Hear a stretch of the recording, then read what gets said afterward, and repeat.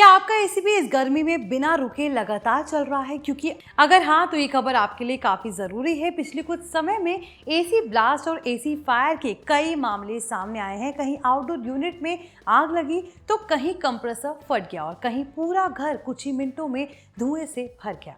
लेकिन सबसे डराने वाली बात यह है कि ज्यादातर केसेस में वजह कोई तकनीकी चमत्कार नहीं थी, बल्कि छोटी छोटी गलतियां थी जिन्हें लोग रोज इग्नोर करते हैं।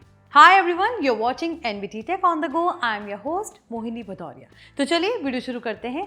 सबसे पहले समझते हैं आखिर एसी में ब्लास्ट या फायर होती क्यों है। एक्सपर्ट्स के अकॉर्डिंग इसके पीछे सबसे बड़ी वजह electrical faults, overheating, gas leakage और पुअर मेंटेनेंस होती है। यानी अगर एसी लंबे समय से सर्विस नहीं हुआ है, वायरिंग खराब है, आउटडोर यूनिट हीट में ओवरलोड हो रही है या गैस लीक हो रही है तो रिस्क काफी हद तक बढ़ सकता है।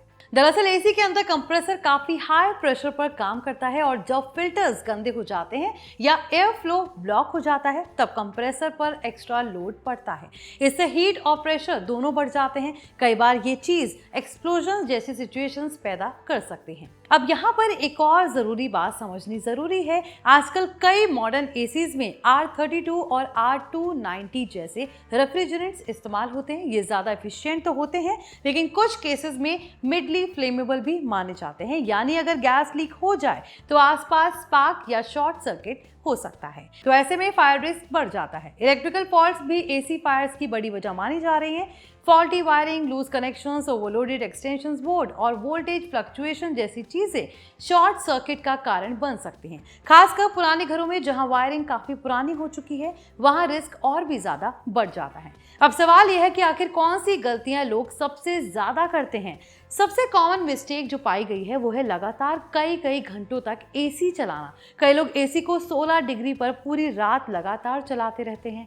इससे कंप्रेसर पर काफी ज्यादा लोड पड़ जाता है। एक्सपर्ट्स का कहना है कि एसी को बीच बीच में रेस्ट देना काफी जरूरी होता है। दूसरी बड़ी गलती है समय पर सर्विसेज ना करवाना। कई लोग सालों तक सिर्फ रिमोट से टेम्परेचर बदलते रहते हैं, लेकिन एसी के अंदर से सफाई नहीं करवाते। डर्टी फिल्टर्स, डस्टी कॉइल्स और ब्लॉक्ड वेंट्स एयर फ्लो कम कर देते हैं। इससे एसी ज्यादा हीट जनरेट करता है और फायर रिस्क बढ़ जाता है।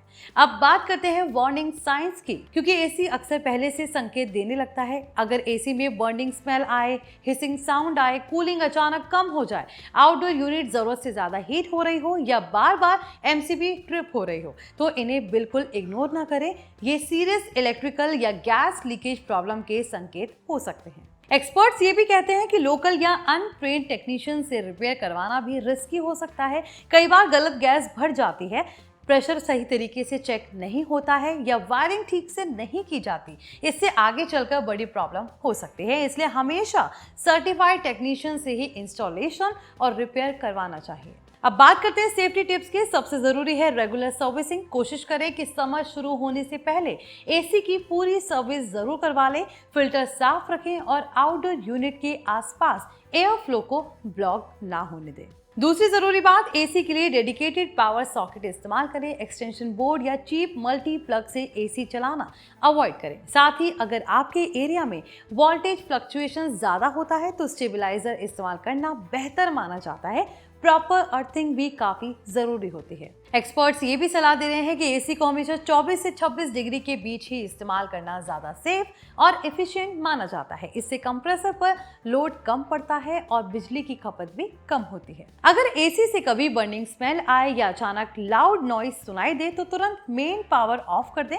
कई लोग ऐसे समय भी एसी चलाते रहते हैं और यही सबसे बड़ी गलती साबित हो सकती है। कुल मिलाकर एसी ब्लास्ट या फायर जैसी घटनाएं अचानक जरूर लगती हैं, लेकिन ज्यादातर केसेस में इनके पीछे लंबे समय से चल रही छोटी छोटी लापरवाहियां भी होती हैं। और अच्छी बात यह है कि थोड़ी सावधानी और रेगुलर मेंटेनेंस से इन रिस्क को काफी हद तक कम किया जा सकता है। तो आई होप ये इन्फॉर्मेशन आपके लिए यूजफुल रही हो। अगर वीडियो पसंद आया हो तो इसे लाइक करें, ज्यादा से ज्यादा शेयर करें और हमारे channel NBT tech on the go को सब्सक्राइब कर लें।